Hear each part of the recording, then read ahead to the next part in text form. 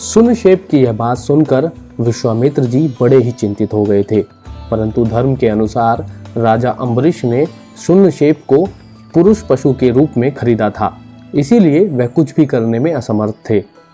बहुत सोचने के बाद विश्वामित्र जी ने ये विचार किया कि वह राजा अम्बरीश को सुनशेप के स्थान पर अपने एक पुत्र को सौंप देंगे।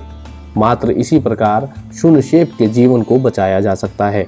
यह विचार कर विश्वामित्र जी अपने पुत्रों के पास आए और उनसे कहा कि सुनशेप मुझसे अपनी रक्षा चाहता है।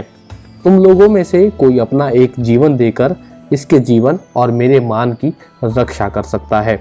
लेकिन विश्वामित्र के पुत्रों ने उसकी आज्ञा मानने से इनकार कर दिया था।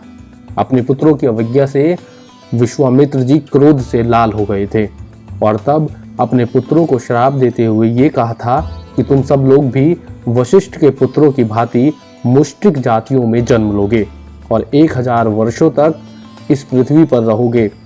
अपने पुत्रों को श्राप देकर विश्वामित्र जी सुनशेप के पास वापस आए और उसे भगवान विष्णु और इंद्र के 2 मंत्र बताते हुए कहा कि जब तुम्हें अम्बरीश के यज्ञ में कुश के पवित्र पाश में बांधकर चंदन और फूलों की माला धारण की जाए, उस समय तुम इन मंत्रों द्वारा भगवान विष्णु तथा देवराज इंद्र की स्तुति करना।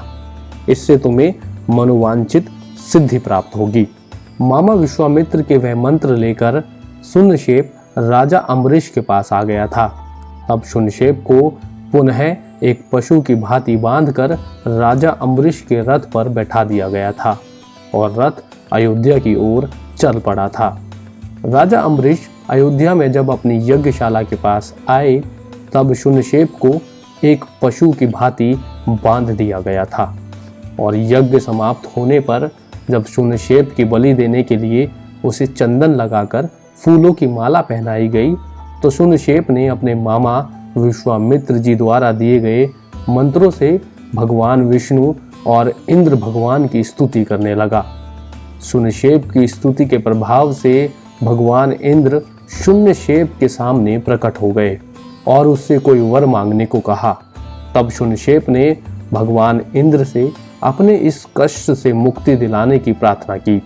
तब भगवान इंद्र ने सुनशेप को दीर्घ आयु देने का वरदान दे दिया।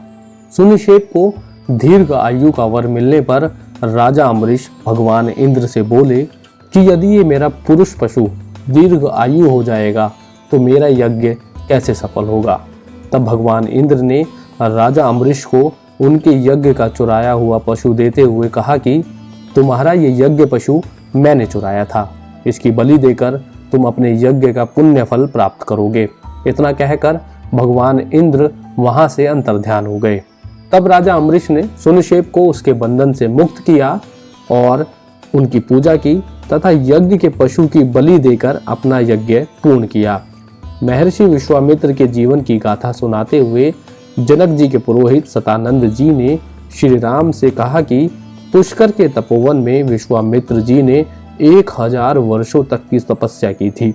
उनकी तपस्या पूर्ण होने के बाद परमपिता पुनः सभी देवताओं के साथ उनकी तपस्या का फल देने के लिए प्रकट हुए थे।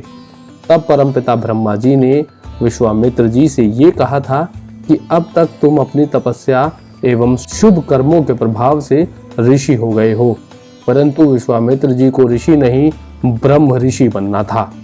इसीलिए ब्रह्मा जी और देवताओं के जाने के बाद विश्वामित्र जी फिर अपनी उग्र तपस्या में लग गए थे।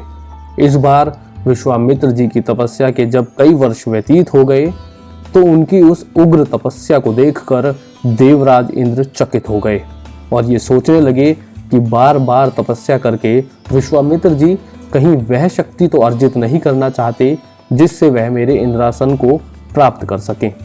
मन में ऐसा विचार आते ही इंद्र चिंतित हो उठे थे और उन्होंने विश्वामित्र के यज्ञ को भंग कराने के उद्देश्य से अप्सरा मेनका को अपने पास बुलाया और विश्वामित्र की तपस्या भंग करने के लिए पृथ्वी पर भेज दिया था।